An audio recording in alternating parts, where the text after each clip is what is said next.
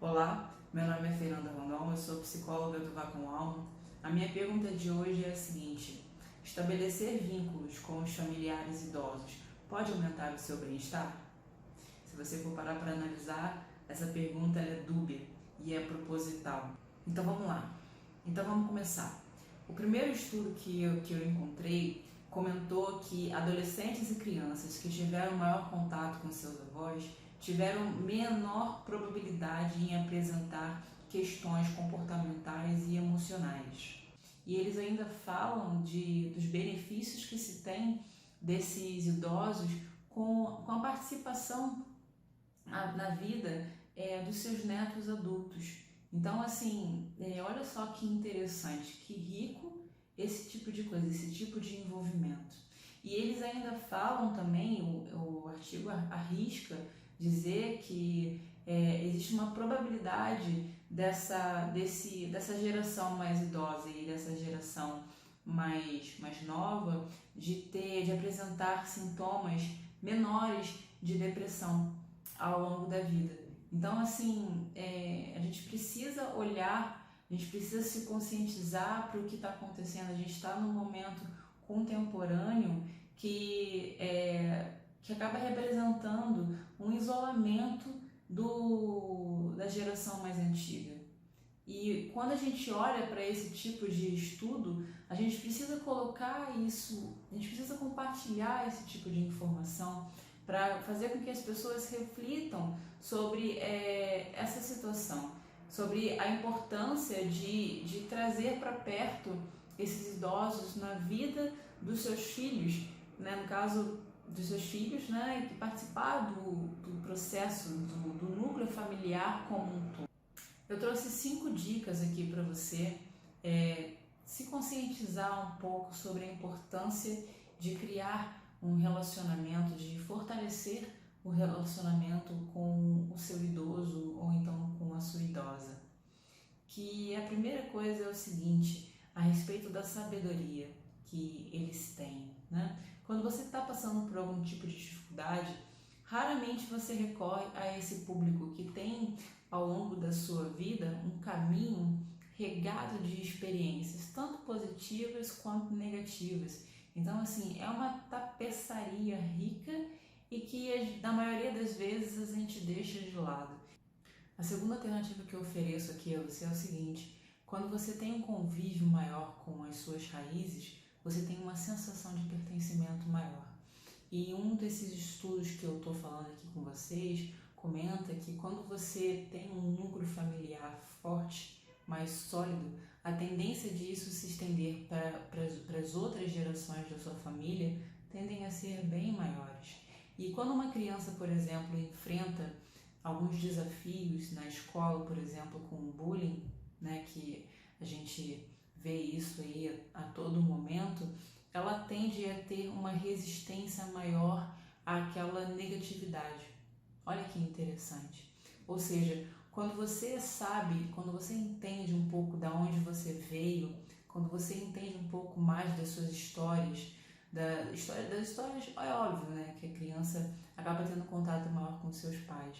Mas quando eles têm também um contato maior com seus avós, com seus bisavós, quando eles reconhecem as histórias, as dificuldades, as conquistas e as derrotas, quando eles sabem um pouco mais sobre a sua raiz, a sensação de pertencimento, ou seja, de segurança dessas crianças, tende a ser maior.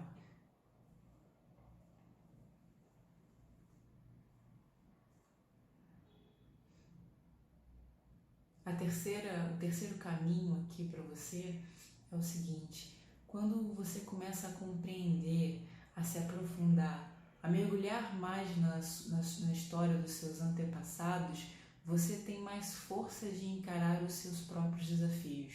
Então eu pergunto aqui a você: você conhece os triunfos da sua família? Quem é a fonte? Quem é a fonte que você recorre para buscar histórias da vida da sua família? Como é você falando para as pessoas sobre a história da sua família? O quarto caminho: laços estreitos com os familiares mais antigos da família podem auxiliar você no senso da compaixão.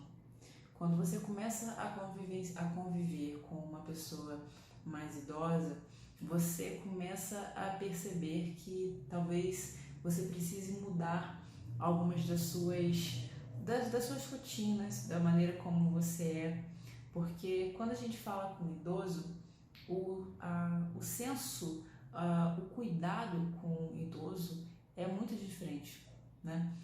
Você tem que talvez falar de uma maneira mais devagar, você tem que ter uma certa paciência em falar com ele,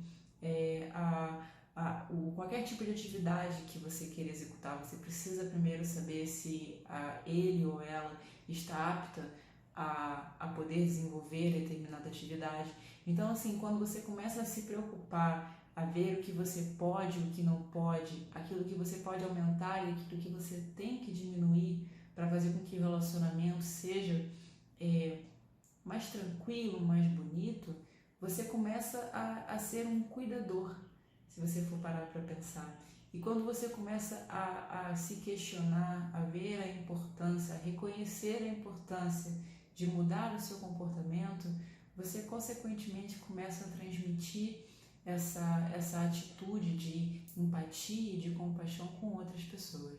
E o quinto e último caminho que eu quero que você reflita é sobre a seguinte frase, que quando você tem diversas gerações interagindo ao mesmo tempo, a sociedade ganha com esse tipo de coisa, porque a gente começa a desenvolver a questão da paciência, a questão da resiliência, daquilo que a gente precisa abdicar para que o outro se sinta pertencedor daquele espaço, né? Então, assim, a gente está sempre trabalhando com a empatia e com a compaixão. E no meio desse ato, a gente vai transferindo, porque como a gente vai praticando dentro de casa, a gente vai consequentemente colocando isso ao nosso redor. Então, assim, quando a gente começa a desenvolver determinados hábitos dentro de casa, a gente começa a colocar isso para fora, ou seja, para a rua, para os outros encontros, a gente começa a ver que a gente tem facilidade de talvez de falar um pouco mais com as pessoas sobre aquelas coisas que são mais difíceis, porque como a gente já identifica determinadas dificuldades dentro de casa, a gente tem facilidade em talvez falar mais sobre determinadas dificuldades nossas e aceitar as dificuldades do outro.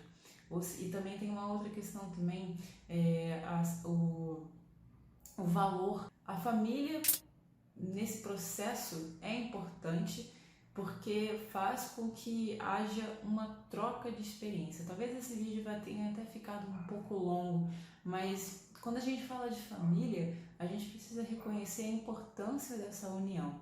Então eu espero que de alguma maneira eu tenha conseguido trazer algumas coisas que possam fazer com que você reflita e que você possa trazer para a sua vida. Okay? Um abraço e até a próxima.